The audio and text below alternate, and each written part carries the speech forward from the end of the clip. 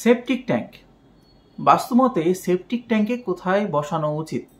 কারণ এই septic tank আমাদের জীবনে নিয়ে আসে অনেকগুলো রোগ। তাই বাড়ি তৈরির সময় সেপটিক ট্যাঙ্কটিকে বসানোর সময় যথেষ্ট গুরুত্ব দেওয়া উচিত। অর্থাৎ কোন কোন দিকে সেপটিক ট্যাঙ্ক বসবে এবং কোন দিকে একদম সেপটিক ট্যাঙ্ক বসানো নয়, সেটি নিয়েই আজকের পর্যালোচনা।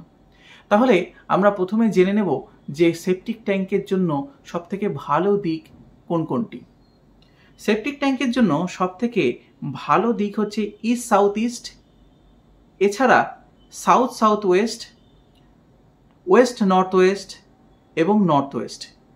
এই চারটি দিকে আমরা সেপটিক ট্যাঙ্ক করতে পারি এবং সবথেকে বিপজ্জনক নর্থ, নর্থ ইস্ট এবং সাউথ ওয়েস্ট।